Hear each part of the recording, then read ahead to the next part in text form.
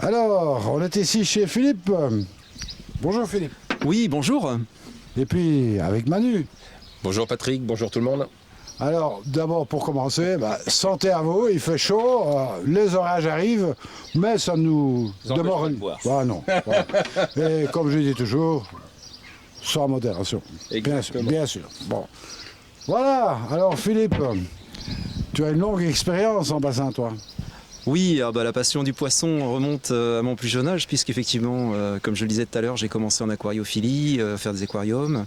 J'ai fabriqué mes premiers aquariums, puis ensuite, quand je suis arrivé en Vendée, j'ai installé mon premier bassin, entre guillemets. C'était plus une petite bassine qui a évolué au fil du temps. J'ai creusé progressivement pour arriver aujourd'hui, effectivement, le bassin que vous avez pu voir d'une capacité de 27 mètres cubes. Bon, très beau bassin, en l'occurrence, voilà. Mais tu as connu quelques petits déboires aussi avec ce bassin. Oui, effectivement. Alors, je m'étais énormément documenté. C'est un vrai projet, construire un bassin de cette dimension-là. Surtout que j'ai tout fait, j'ai tout réalisé par moi-même. Techniquement, effectivement, j'ai rencontré. Alors, j'avais mis le matériel, sauf qu'effectivement, heureusement, j'ai envie de dire, j'ai fait la connaissance de Manu qui a pu m'aider. Le matériel était là. Par contre, les réglages, eux, n'étaient pas là. Bon, on va lui poser la question. Alors, Manu, que s'est-il passé? Enfin, en bref, parce qu'après on va voir la filtration en détail. On va voir ça après. Donc, ce qui s'est passé, c'est que, alors, quand on s'est connus, on s'est connus. Alors, tu étais passé directement au magasin la première fois, et donc tu me posais des questions par rapport à un problème, un défaut de qualité d'eau que tu avais sur ton bassin. Et ce défaut de qualité d'eau, au début, on pensait alors je ne sais plus par quoi on avait commencé, mais on pensait, on n'était pas tout de suite rentré dans le réglage de la filtration. On avait d'abord pensé à des paramètres d'eau ou des choses comme ça, parce que moi, je ne voyais pas du tout le problème qu'on a découvert après. Et puis au fur et à mesure, donc ça nécessitait de poser beaucoup de questions, d'essayer de vraiment comprendre la mécanique du bassin, parce que chaque bassin est différent. Et si en plus de ça, c'est pas nous qui posons le bassin, eh bien on doit vraiment comprendre ce qui peut provoquer ça. Donc on essaye de s'inspirer de nos propres expériences aussi, et de comprendre par rapport à d'autres cas vécus chez d'autres clients, ce qui a pu se passer chez eux et comment ce même problème est arrivé chez toi. Et alors le problème, il a été résolu. Comme on peut le voir aujourd'hui, effectivement, le problème est résolu, j'ai envie de dire. Non, franchement, et on l'a résolu finalement. Tu as trouvé, je vais apporter en complément quelques vidéos pour être vraiment plus explicite. Et très rapidement, Manu a mis le doigt sur le problème, et j'ai envie de dire, en 15 jours, le problème a été résolu pour arriver. Il a mis le doigt sur le problème, j'espère que tu lui as pas foutu un coup de pied au cul. Non, et puis j'ai encore mon doigt, donc le problème n'était pas si gros que ça. D'accord. C'est des tout petits problèmes. C'est souvent de fois... j'ai beaucoup de demandes et beaucoup de messages de passionnés qui veulent comprendre pourquoi leur filtration ne marche pas, pourquoi un poisson est malade, pourquoi. Et certaines fois, ça nécessite de creuser très très loin. Vous voyez, dernièrement, j'ai eu quelqu'un qui avait des poissons régulièrement malades. Alors il se reconnaîtra. Et régulièrement, il me disait, voilà, qu'est-ce que je peux mettre comme médicament pour soigner le poisson? Et je lui dis, il faut aller plus loin que le simple soin du poisson. Il faut comprendre pourquoi tu as une pression bactérienne aussi forte dans ton bassin, parce que, comme le tien, son bassin, il y a tout ce qu'il faut pour qu'il fonctionne. On ne comprenait pas. Et en fait, on a découvert que sa pompe, qui était dans le fond et qui envoie l'eau dans son filtre parce qu'il est en pompage, eh bien cette pompe, entre ce qui est affiché et le flot qu'elle donne réellement, enfin le flot, le débit, eh bien rien à voir, quoi, rien à voir. C'était annoncé 20 mètres cubeurs et on se retrouve en haut avec 3 mètres cubeurs. C'est des pompes premier prix, et on change la pompe et ça va marcher, ça va marcher. Donc voilà. Bon voilà, si vous avez un souci avec votre bassin, que vous êtes près de la Roche-sur-Yon, mais au-delà, bien sûr. Oui, bien sûr. oui. Eh bien, vous savez à qui vous adresser. Bon, Manu sait faire. Bon, je peux vous le confirmer, il sait vraiment faire. Donc, il n'y a pas de souci. Alors, ce que je propose, c'est qu'on aille voir le bassin d'un peu plus près. Enfin, pas le bassin, mais la filtration. Avec plaisir. Eh bien, écoute, Philippe, reste avec nous. Restez aussi avec nous. On va aller voir ça. Alors voilà, on est ici à la filtration. Alors, il y a peut-être un mot d'explication à donner sur cette filtration. Oui, tout à fait. Donc là, nous sommes en présence d'une filtration mécanique d'une capacité de 30 mètres cubeurs. Oui. D'accord. Et donc on a une pompe de 27 mètres cubes qui transmet du filtre à grille jusqu'au superbide. Il est à préciser qu'au niveau du filtre à grille, nous avons deux UV de 55 watts C'est ça. de type amalgame. Mhm. Puis on passe dans le superbit pour ensuite aller directement dans le filtre biologique qui du coup lui a une capacité de 1 mètre cube Oui, avec des aquises dedans. c'est ça. Voilà. Donc voilà. Bon, alors, Manu, il y a eu quelques petits soucis ici. Alors ça a été surtout du réglage. Oui, C'est-à-dire que quand on fait sa filtration soi-même, comme c'est le cas de Philippe, on n'a pas forcément les réflexes que nous, professionnels, on a, c'est-à-dire les calages de tous les filtres de niveau, l'importance de là où arrive le flux, de la bombe de fond, du skimmer, l'équilibre de tout ça. Et là, ce qui s'est passé, c'est que le filtre à grille était un petit peu trop bas, un peu trop haut, pardon, un petit peu trop haut, et donc il n'y avait pas assez de flot qui arrivait. Et vu que le flot n'arrivait pas en assez grande quantité, eh bien la pompe a été diminuée de volume pour pouvoir ne pas fonctionner à sec. Et le premier réflexe quand la pompe est diminuée et qu'on n'a pas assez de flot, eh bien c'est de fermer un petit peu la bombe de fond pour que le skimmer prenne un peu plus. Et à partir de là, on n'a pas assez de matière et d'eau et de flot qui vient de la bombe de fond. On a surtout du skimmer. Donc on s'est retrouvé avec 2 strates dans le bassin. Un premier strat sur la moitié du bassin, la première moitié du bassin où l'eau était translucide, puis un second strat où l'eau était plutôt opaque.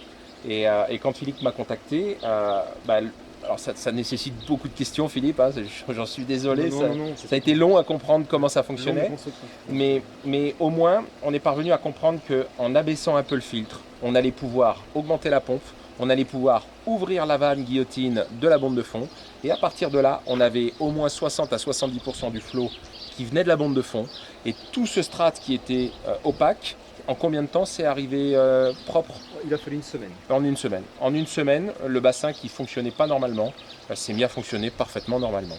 Donc du filtre à grille vers le bid, donc qui affine la filtration mécanique, et ensuite vers le moving bed qui lui va finir de dégrader tout ce qui a dégradé. bon, on va peut-être remettre les mots français sur les choses. Oui. On dira que le flow, c'est le débit.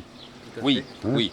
Ouais, c'est vrai que Le moving bed, c'est comment on va appeler ça en français? On va pas dire le lit, on va appeler ça les hélix, quoi. Les hélix dans un bain avec beaucoup d'air, donc un lit en mouvement.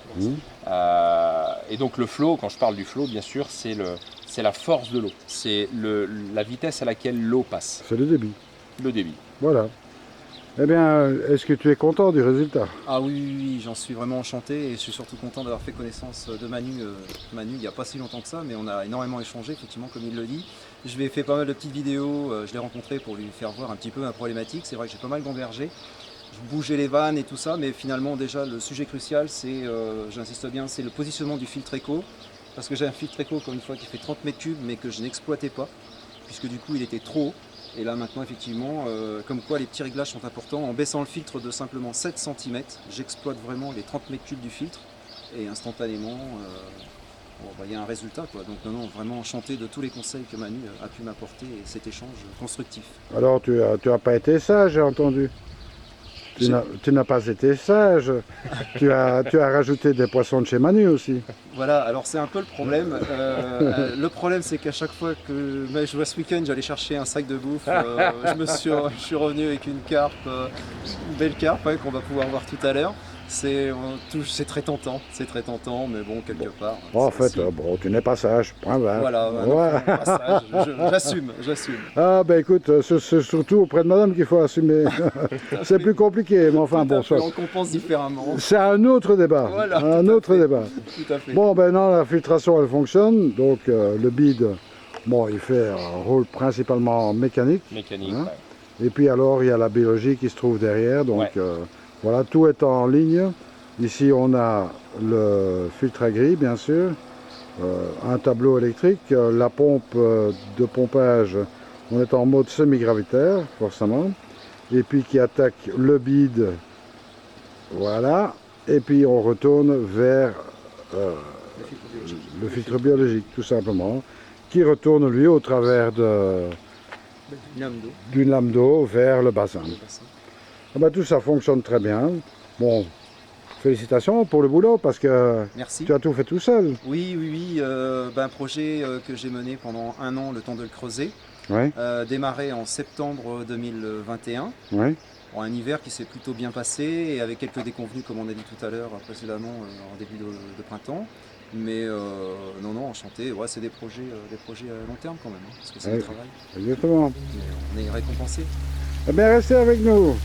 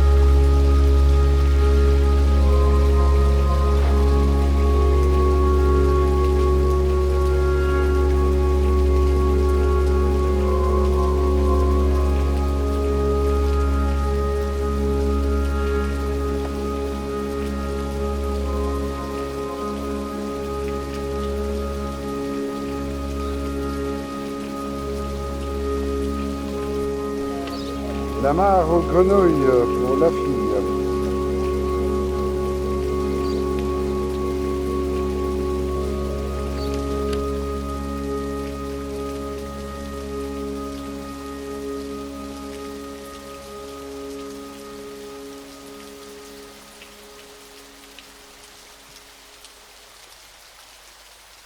Eh bien voilà Philippe, merci pour ton accueil en tout cas. Ben, merci à vous, quel grand plaisir d'avoir fait votre rencontre connaissance. Bon, le rosé, il était bien frais.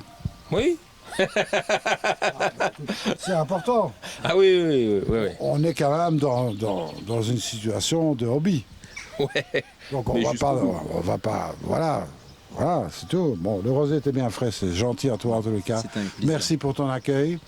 Bon, félicitations pour ton bassin. On rappelle, c'est une création purement personnelle. Tout à fait, Tu as tout fait de A à Z. tout à fait. Ouais. Et c'est très bien réalisé.